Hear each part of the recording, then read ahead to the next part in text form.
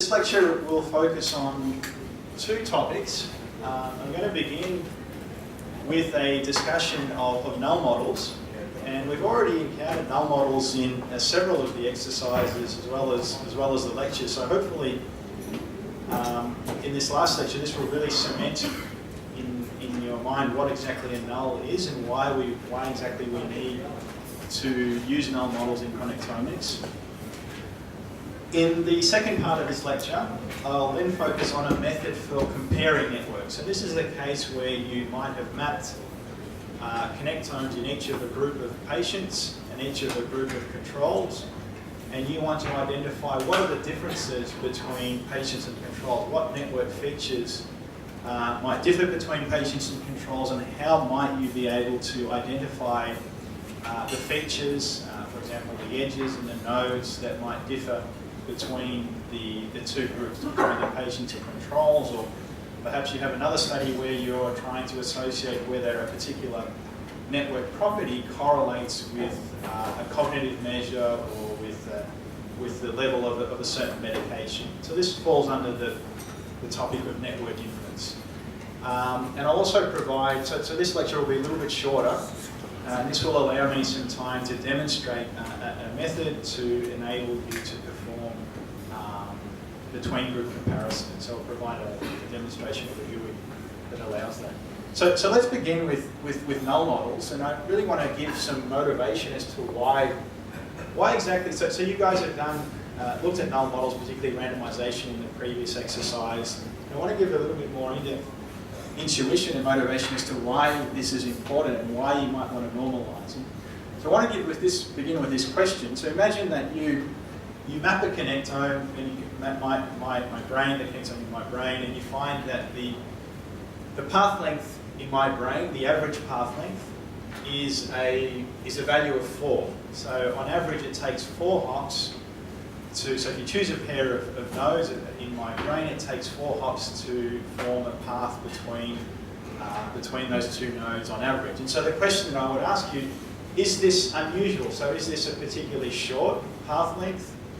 Is it long, or is it typical? Is it what you would find in any other person? So is a path length of 4 unusual, typical? To address this question, you really need to understand how that path length of 4 compares to other networks in other people. And so the question becomes, how should you choose that reference? What should be your reference point? And by the way, this can apply to any method. I've just used any measure. I've used path length here as an example, but you can say the same thing about, for example, the clustering coefficient. So if you measure the clustering coefficient in my brain and it's a value of 0.4, is that particularly unusual, or is it typical? Or, for example, the Rich Club coefficient. So one way to think of this is you could say, well, I could compare the path length in my network, which was a value of 4, to a completely random graph.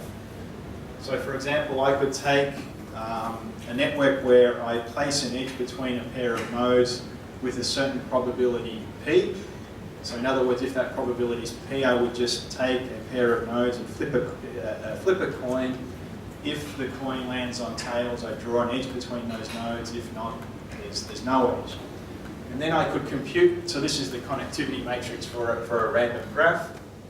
And I could compare, I could compute the path length in this random graph and compare that to my network. And if the path length in my network was much bigger or much shorter, then I could claim that my path length is quite different from the reference, so it's particularly unusual.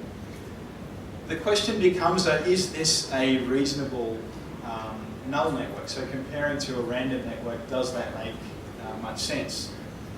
So to look at that a little bit more, you could say, well, how many nodes should my random network have? So when I generate a random network, I need to choose the number of nodes that I include. So I've given here 2 cases. I've given the case of 100 nodes, and I've also given the case of 1,000 nodes, and I've computed the path length, the average path length in the case of the 100 nodes, which is 4.2, which is quite close to my value of 4. So if I take the ratio of my to the random graph, I get a value of 1. So with respect to 100 nodes, a value of 4 is quite typical. In contrast, if I look at a network with 1,000 nodes, we see that the average path length is around 6.3, which is quite substantially longer than the path length in my network. So you would say relative to a network of 1,000 nodes, my path length is quite short. So it's really crucial to determine what is the right reference, what is the right benchmark against which a measure should be compared to. So in this case, you would obviously want to choose a network with the same number of nodes as my network. But there's some other subtleties that you might want to consider as well. So you can consider this space where you have the space of all possible. The way that I've depicted this is if this is my network here, shown as the X, you could consider the space, you could consider referencing me to the space of all possible networks with the same number of nodes. I'm only matching, my reference is only matched with respect to the number of nodes in the network. So you would say, if you map my network with 100 nodes, you would generate reference networks. Any network with 100 nodes would be a feasible comparison for my network.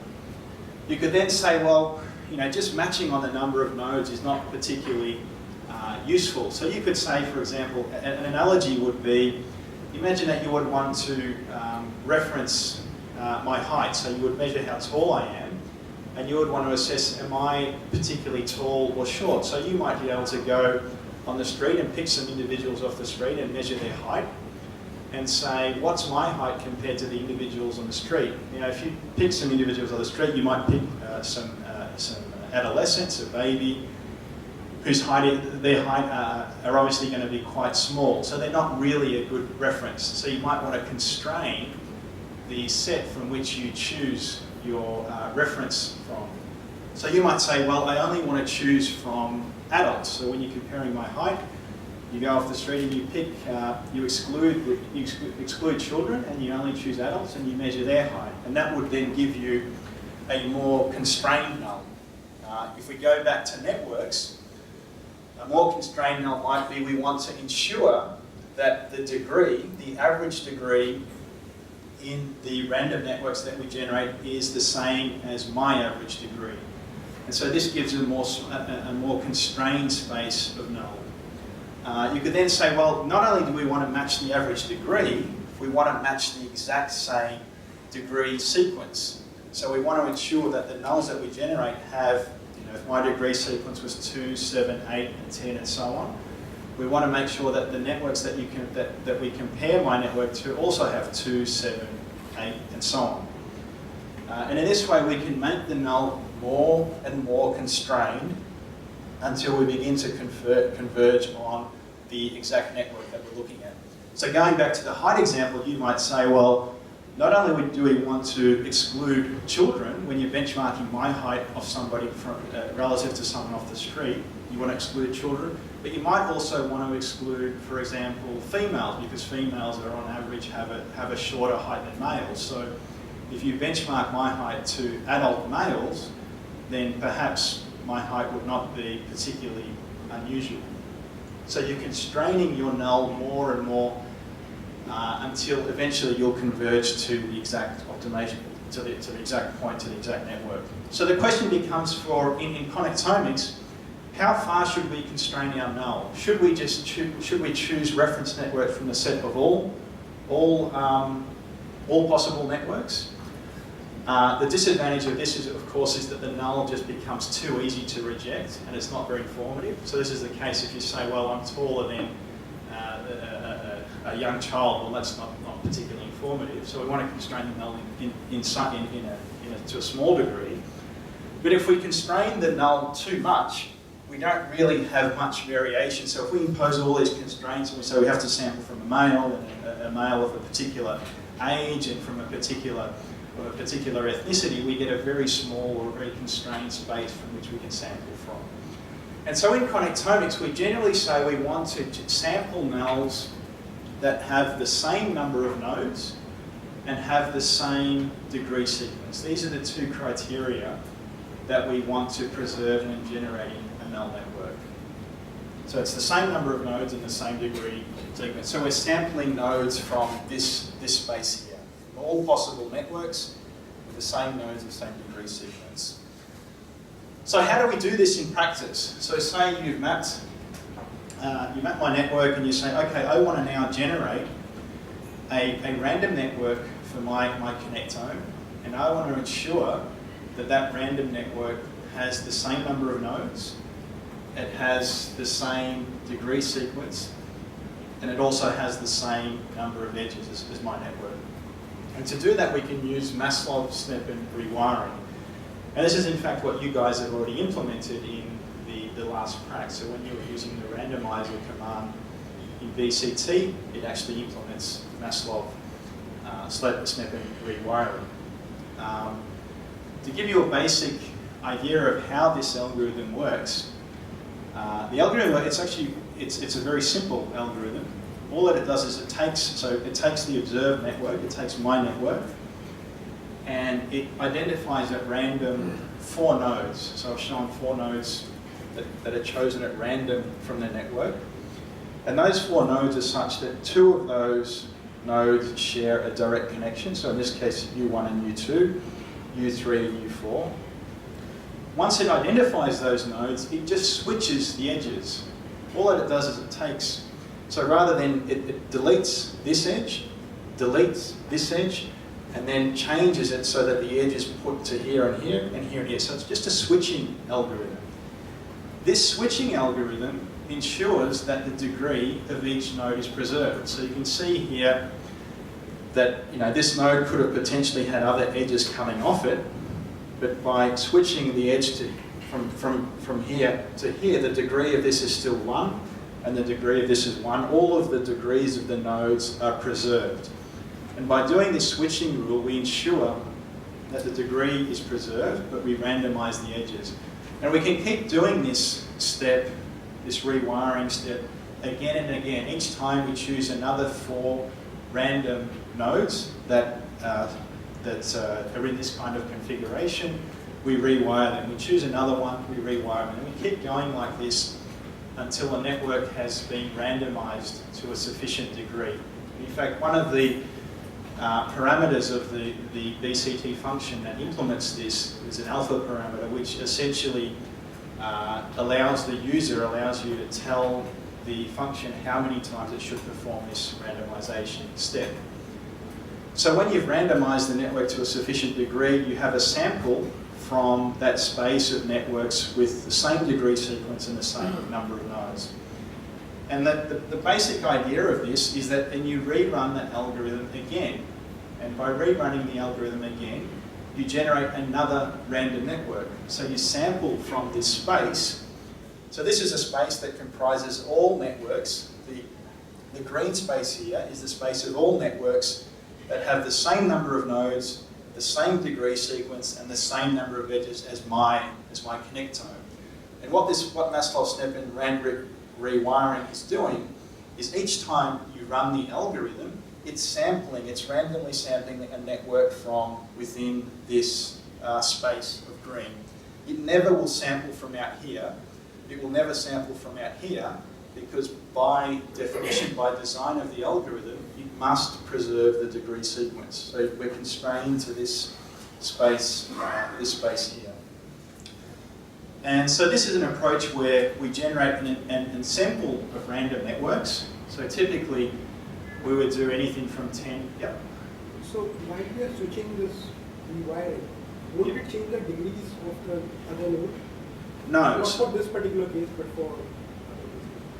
for other diseases? For other cases. No, so if you rewire this, so imagine if there are other edges that are coming off this, and there are other edges that are coming off this, when we put this to here, and this edge to here, that necessarily, you're only changing, you're taking away one edge, but you're also adding one edge. So the edge that you take, so when we delete this edge, we then add back an edge. So we're taking one away, but then we're giving it back one. So the degree sequence is is preserved.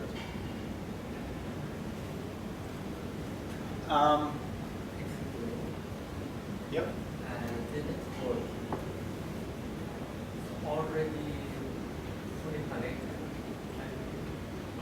So if you have a fully connected graph, the Maslov-Sneppen rewiring, any kind of rewiring, doesn't really. So by fully connected, you mean there's an edge present between all possible pairs of nodes? Is that? I think suppose these are nodes and there's no real X between. Yeah. But we are adding. Correct. Adding here is that we are adding a noise. What, sorry. What? Once we are adding one actually connection between these two nodes. Yep. These two nodes. Yep. However, in reality, there is no connection. Exactly. So you're adding this edge so that you end up with a random. So by random, I mean that you're randomizing the edges. So in your real network, there is no connection between those two nodes. But you're saying that we're going to now put a connection between those two nodes to generate a random network. So basically, we want to sample from all of the space. So we have a big space where we have all these different networks in here that have the same number of nodes, the same number of edges, and the same degree sequence. And we want to choose from this space random networks to benchmark our actual network. So while we are not dropping a connection exactly on the already observed network, I mean, once there is no connection, in reality, there is no information. But when we are adding the connection, we are adding a noise here. However, if, for example, already have investment, and we know that there is no connection between these two nodes. Okay, we don't touch these, but we draw the connections that already connected in a real network. I'm not so you're saying that we should be focusing the randomization on the edges that are more noisy? Is that what you're saying? No. On the connections that already contribute in the network. Yeah. So if we just rather than adding. But if we don't add any connections, if we just drop connections, so one, I think what you're proposing is saying, don't drop. All that we're going to do is drop connections. We're not going to add any connections. The problem with that is that by definition, we're not going to preserve the number of edges in the network. So you can take my connectome, and you can start pulling out connections, throwing them away. But each time you do that, you're going to reduce the number of edges in my network, and so that means the random network is going to have fewer edges. And it's also going to have the degree sequence is not going to be preserved. So what you'll then be doing, you'll be comparing my connectome to a random network that has fewer edges and has a lower degree sequence. And then if you find a difference between that random network and my brain, that might just trivially be due to the fact that your benchmark network, that your reference network comprises fewer edges. So it's not really a fair comparison. It's like saying, if you measure my height and you compare my height to someone that has no legs, if you benchmark them against it's not a fair comparison. So you want to make sure that your random network has the same number of edges and the same degree sequence. Thank you. Yeah. Here, suppose we are doing dividing 4 times. Dividing, we are doing 4 times. Here. The randomization step 4 times. Or the sample. Yeah. So the M here would be 1, 2, 3, 4. What would be 5? No, 5 divided. Yeah. So when we are implementing this algorithm, out of these 5 random networks, which the random network will be selected by the algorithm for further calculation? It will sample. That's actually a good question. It will sample. So it's been shown that Maslov-Sneppen will sample from this space uniformly. So it doesn't give. So if you consider the space of all networks with a given number of nodes, a given degree sequence, and a given number of edges, Maslov-Sneppen rewiring will sample from each of those networks uniformly. So it doesn't preference any kind of network in here. So if I was to repeat this experiment again, these red dots might be here, the red crosses might be here, here, here, and here. So it's just going to randomly sample from this space. So out of all, which random network will be selected? It depends on the run. So it's a stochastic algorithm. So if you run Maslov-Sneppen Algorithm once, you'll get one network. If you run it again on the same input, so you have the exact same input to the Maslov-Sneppen rewiring, it will generate another network, but the networks will be different. They'll have the same degree sequence, same number of edges, but the edges will be positioned differently in the network.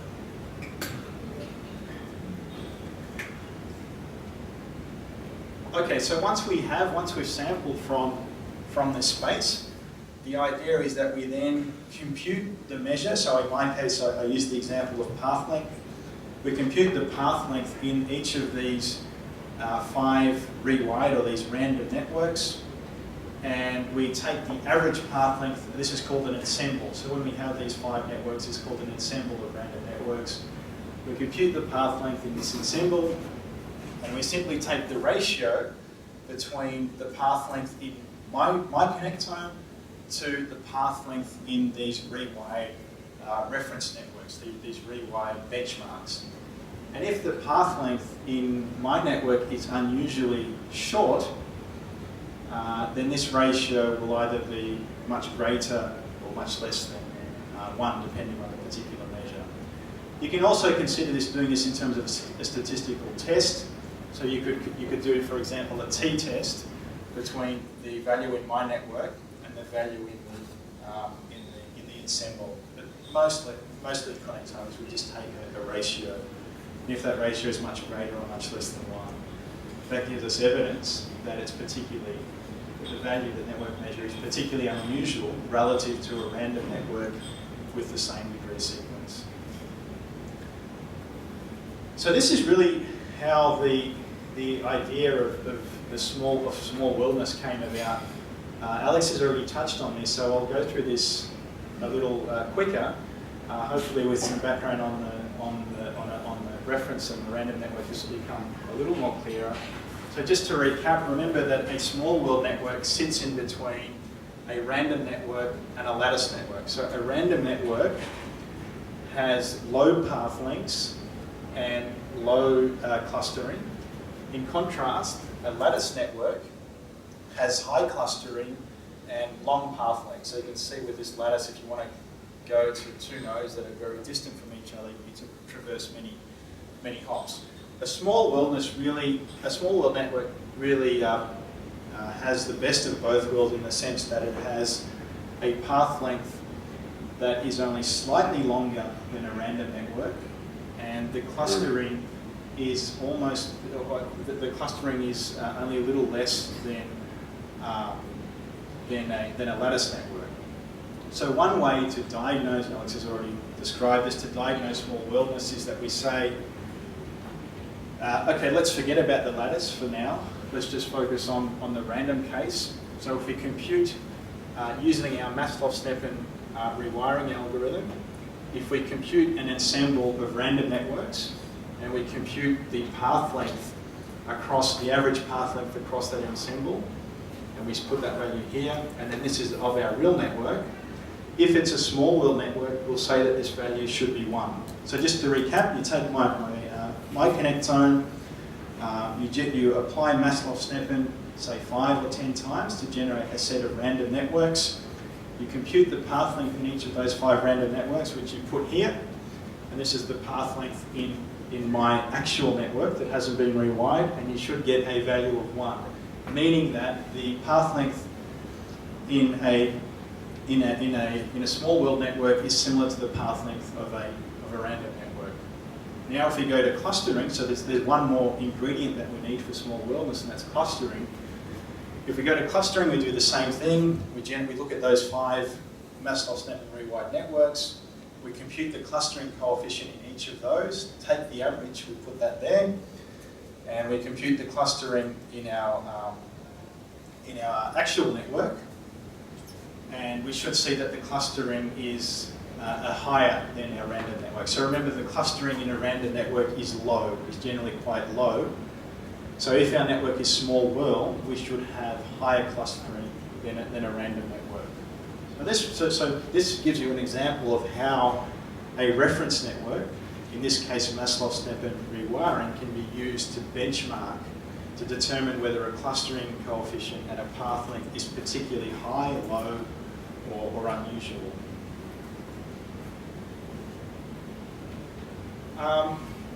This is one way of testing small worldness. You might say, why are we benchmarking clustering to a random network when we know that clustering is maximal in the lattice network? So more recently, an alternative approach to diagnose small worldness is to use the lattice network as a benchmark. Alex has already touched on this as well, so I'm going to go through this quick.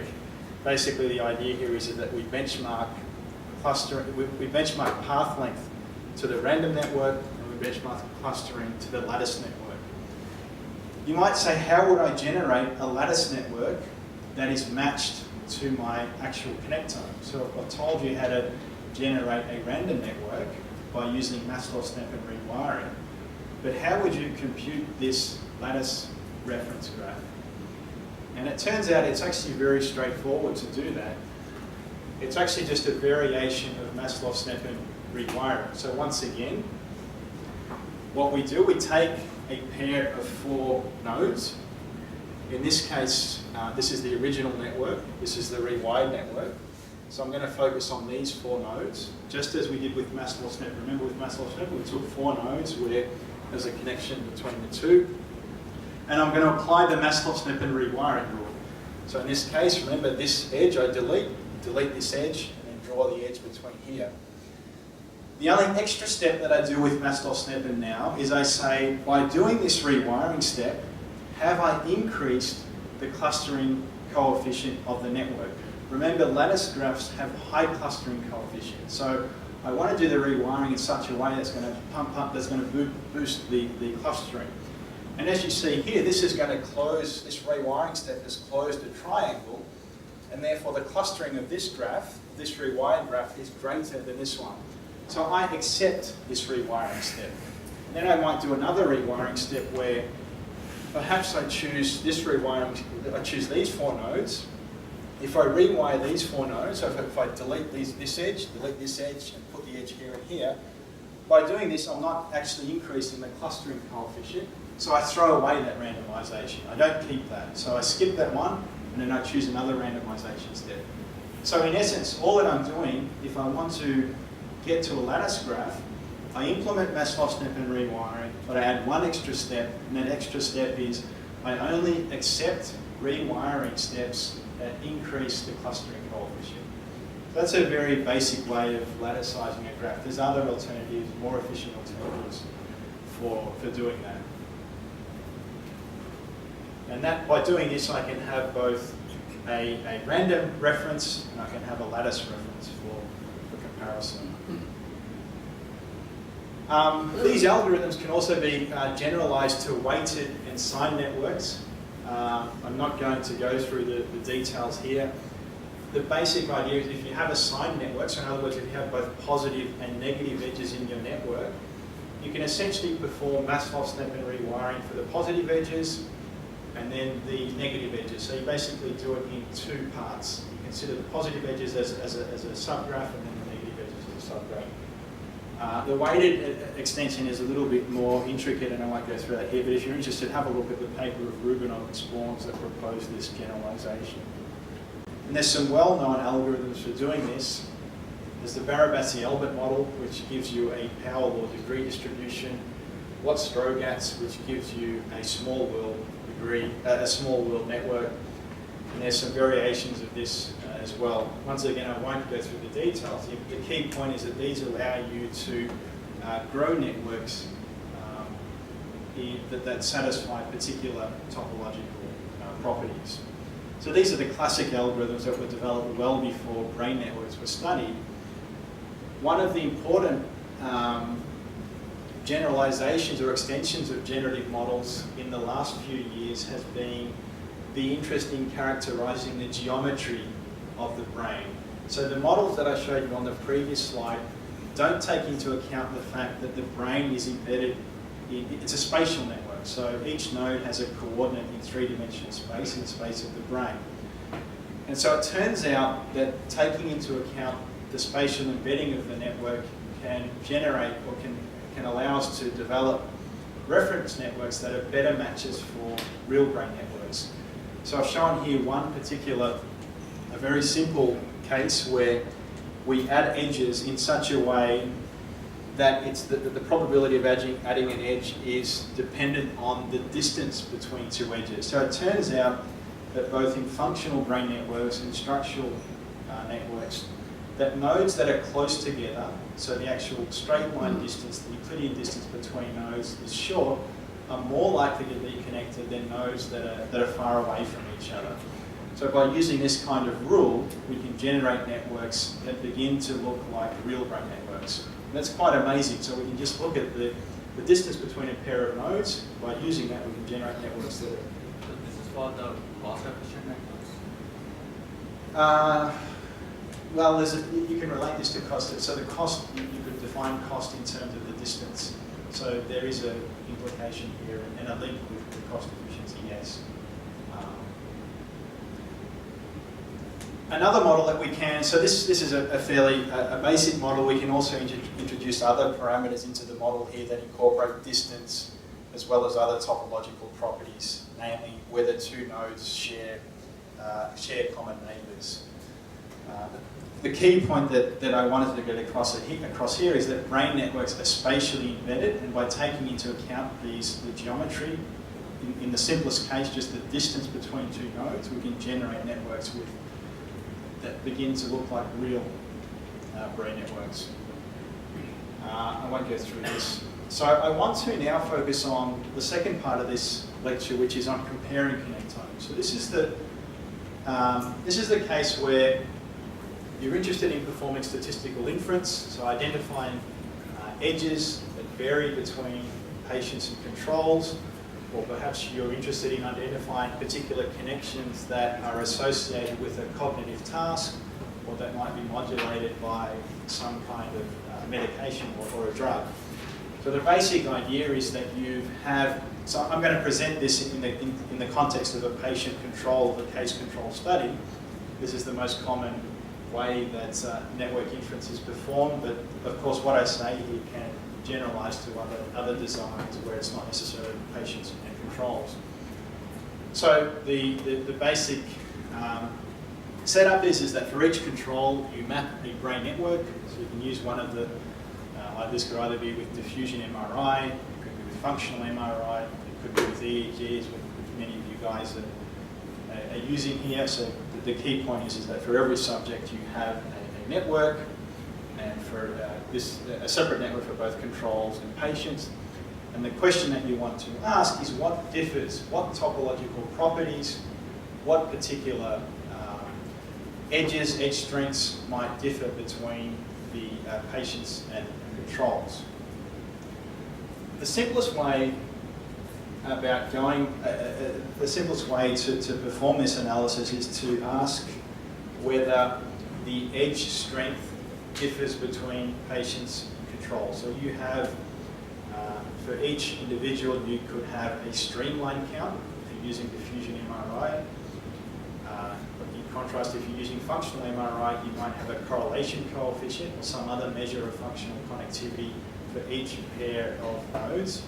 And the question that you want to ask is there any pair of nodes in which this measure, in which this strength of connectivity differs between patients and controls? So the null hypothesis here would be that the mean connectivity strength in patients is equal to the mean connectivity strength in controls. And so this can be done quite straightforwardly. All that you would do, you look at each, so if this is our network, of course in reality the network would be much bigger. But for each edge, each pair of nodes in the network, we could compute a T statistic. In this case, I've done a Z statistic, and that would compare the strength of connectivity between the two groups. And so for every edge, we would have a Z-score. So these are some edges where there looks to be quite significant differences, whereas these edges here, the thinner edges are edges where it's unlikely that there are significant differences between the two groups. That would be the first, and this is referred to as mass univariate testing, because we don't have any a priori hypothesis, we don't have any hypothesis beforehand. All that we're doing is we're testing each and every edge in the network for a significant difference between patients and controls. The problem with this approach is that we might be able to, so we can also compute a P, once we have a Z-stat or a P or a T statistic, we can compute a p-value, right? So for every edge, we can compute a p-value. And here I've shown the edges that have a p-value that's less than 0.05. The problem is that in real brain networks, we're typically dealing with hundreds, potentially thousands of nodes. And therefore we have tens of thousands of edges that we want to test. And so we have a massive multiple comparisons problem. We can't just say, okay, we're going to reject the null hypothesis for any edge that has a p-value of that has a p-value less than 0.05, because we're testing so many edges in the connectome. So if we set a threshold of 0.05, it's likely that we reject, that we falsely reject the null hypothesis for many connections. So we need an approach to control for the fact that we're assessing the null at so many different connections.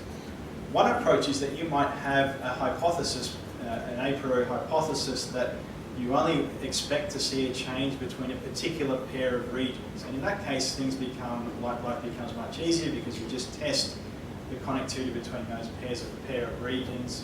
You don't have any multiple comparison problem at all. In practice, that's not always the case. Sometimes we just want to do a more data-driven approach and test all connections. So we can use there's established approaches for controlling for multiple comparisons. One is the false discovery rate. The other is the family-wise error.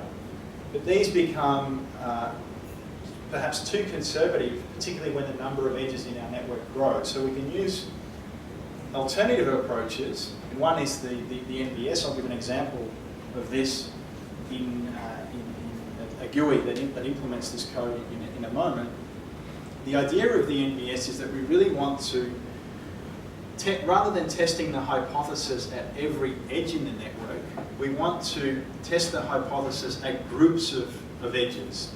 So we say that we reject the null at the level of a connected component, a group of edges. So in this case, we would say, well, we set an initial threshold. So here I'll set a threshold of a Z-score of 4. This is user-defined, so you can choose what threshold you decide here. I've chosen 4, and I keep the edges that are a value that have a Z-score greater than 4, which is these 1, 2, 3, 4, 5 edges. And I see if I can reject the null at the level of this group of edges. So the advantage of doing this is that it provides greater power to enable rejection of the null. You might ask, why would it be that an effect forms this? So would you really expect this to happen in practice? In a disorder such as schizophrenia or other neuropsychiatric disorders, would you really expect that the edges form these tight clusters? Or would you expect that you have one disrupted edge here and another disrupted edge somewhere else in the network? In reality, what we find is that the edges form clusters. So these connections actually provide, in some disorders, particularly disorders such as Alzheimer's, degenerative disorders, these edges can provide conduits along which pathology can spread to other brain regions. So it's not surprising that we find the effects circumscribed to these tightly knit components, these tightly grouped networks. And I'll give you an example here. This is of another network. This is of a power transmission network showing the same effect, where in this power transmission network we have a failure of a particular substation, and this causes an overload in the downstream substation. You can see how it spreads. There's a cascade of spread. It's not that you have one failure down here, another failure up here, another failure up here.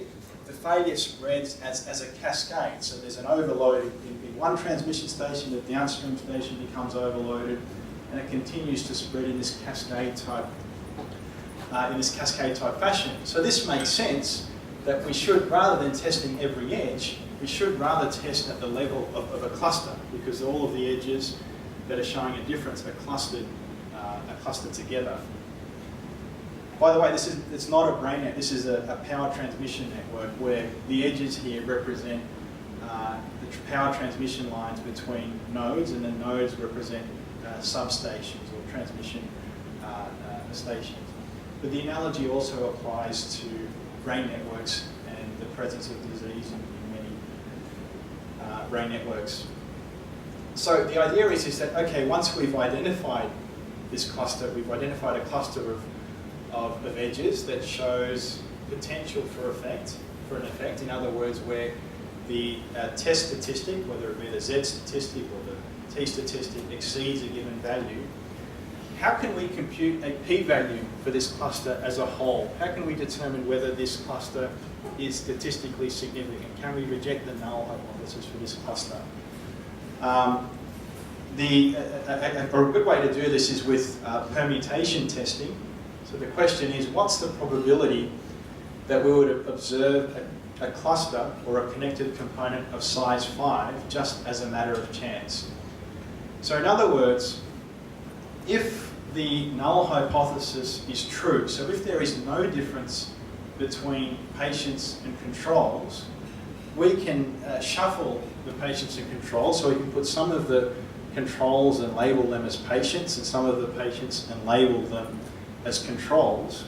And this shouldn't matter to our analysis, right? If there genuinely isn't any difference between patients and controls, if we shuffle their labels, because there is no difference, it shouldn't matter to the actual test statistic.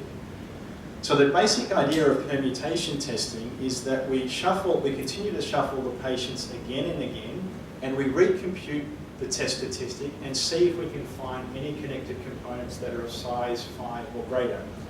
So to go in a little more detail, just forget about the bottom of this slide for now. This is what we have in reality. In reality, we have all of the controls put together, all of the patients put together. We map a network for each of the patients, each of the controls.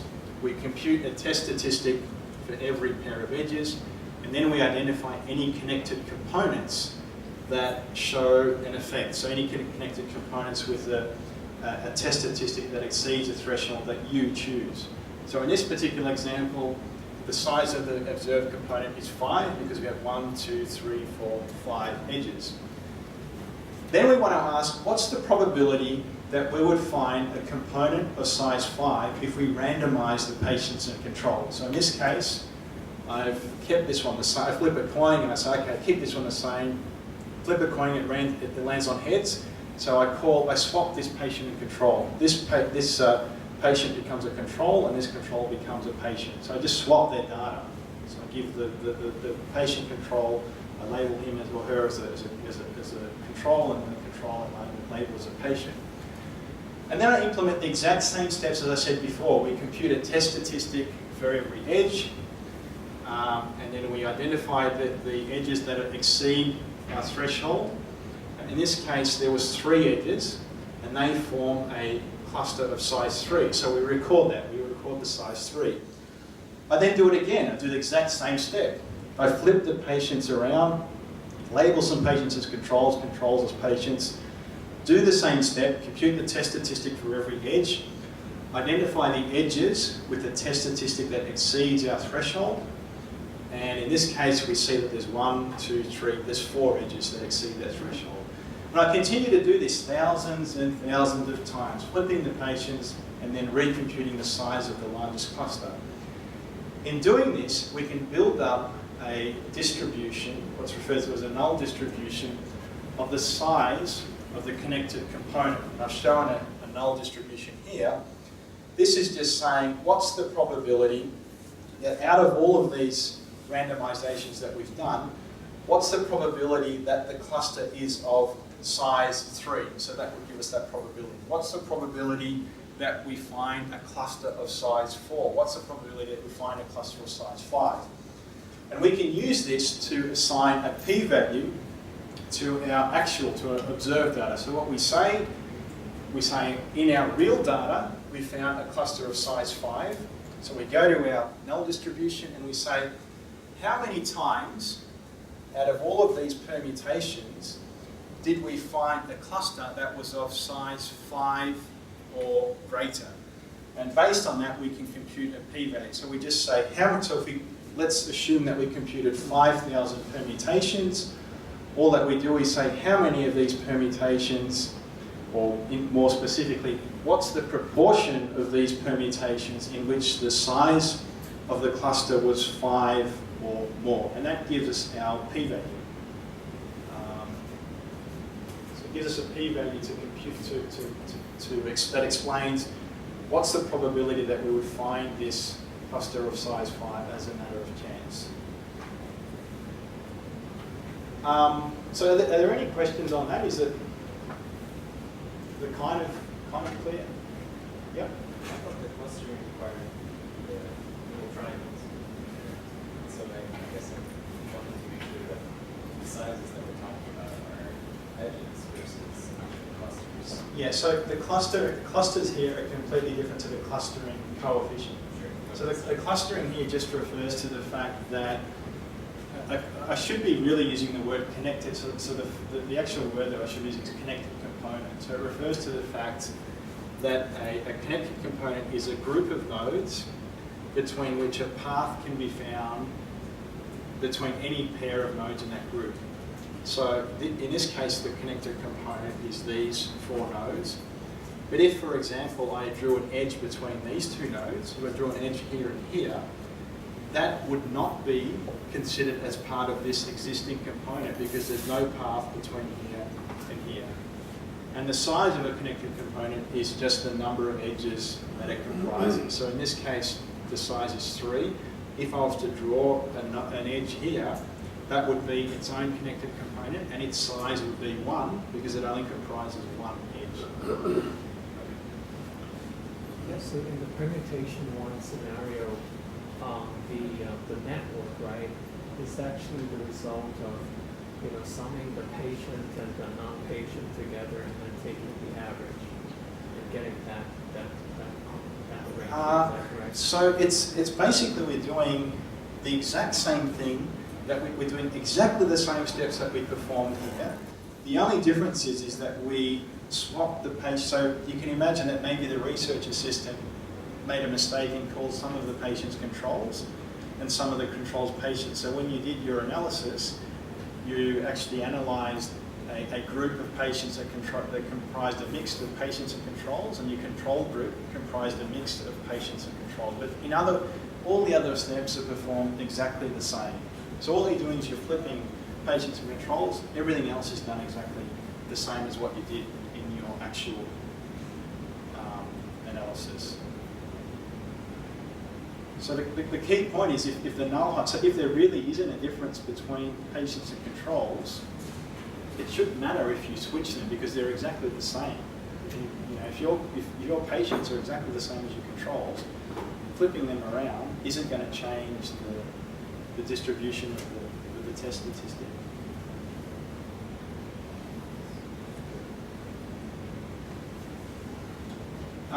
So I'll just finish up with some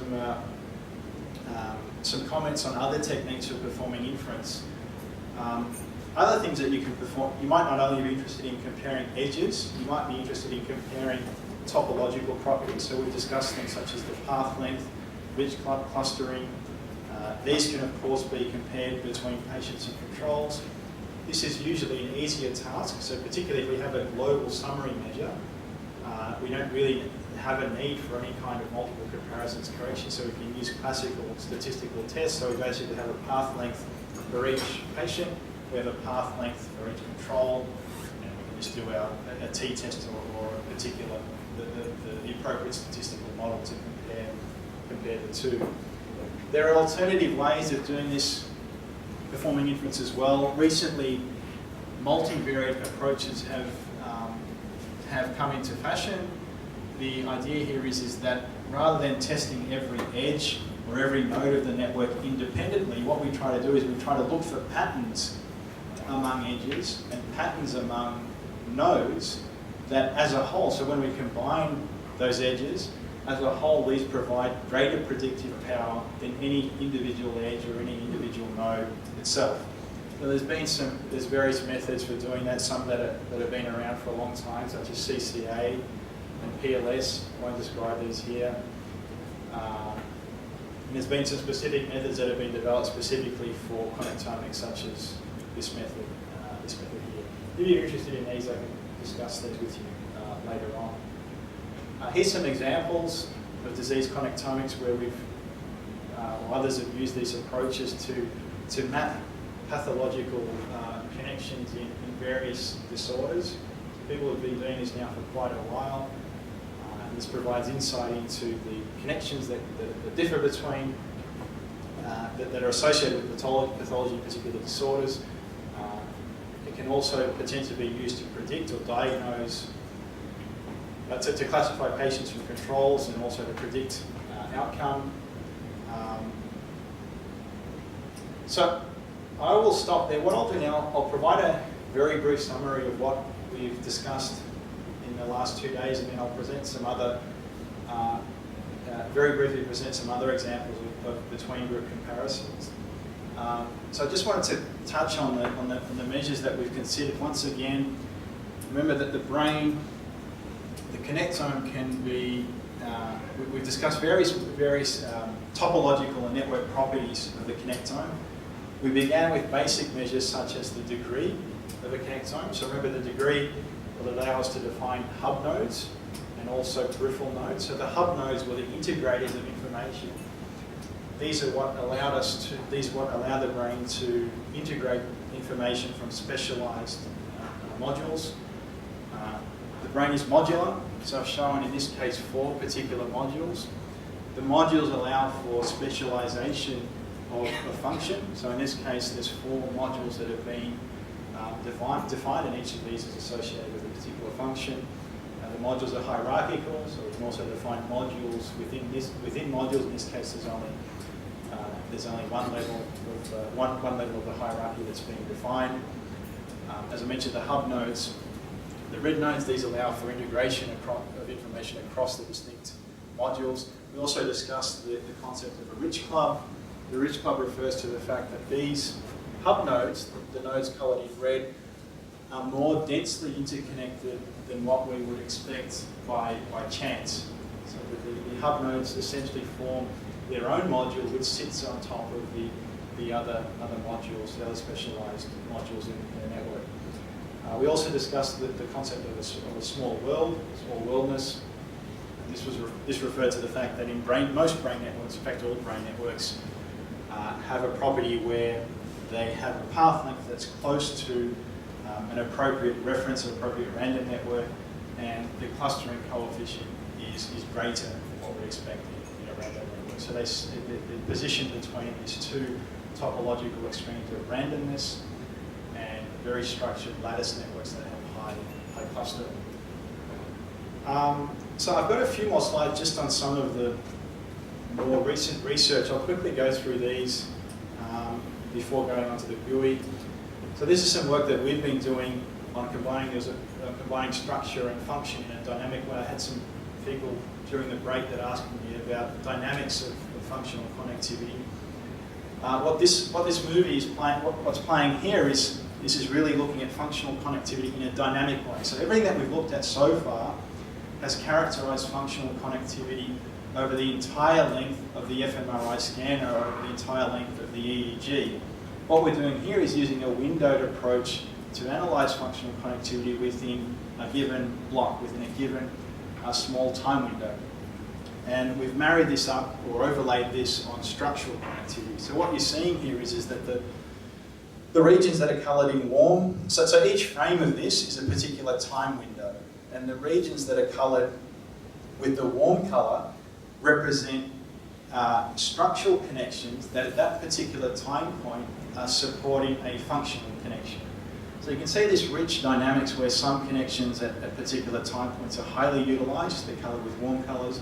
Then at subsequent time points they become cooler, they're a cooler colour so that they're not utilised. So there's a trend now in the field to really get a handle on these dynamics and the statistical properties of these dynamics. This is another example of schizophrenia. This is some work that I've been doing also with Alex, and we've mapped connectivity disruption. So there's an example of a network-based statistic in patients with schizophrenia relative to healthy controls. And what we see in patients that overall there is a disruption in structural connectivity as would be measured with diffusion MRI. And this is very much a global disruption. So if we look across the whole brain, we'll see that disruptions are quite diffuse. They involve most axonal fibres, but the strongest disruptions, the most extensive disruptions, are confined to the ridge club. So remember, the ridge club are those connections that interconnect the hub nodes of the brain. So this is some work that was recently done where we found that this is essentially the ridge club for the patients. We find that the ridge club is particularly susceptible to disruption in schizophrenia. And this results in these modules becoming, remember that the ridge club enables integration across modules, and this results in a disconnection of the modules. So the modules, these specialised modules, can't communicate with each other. And just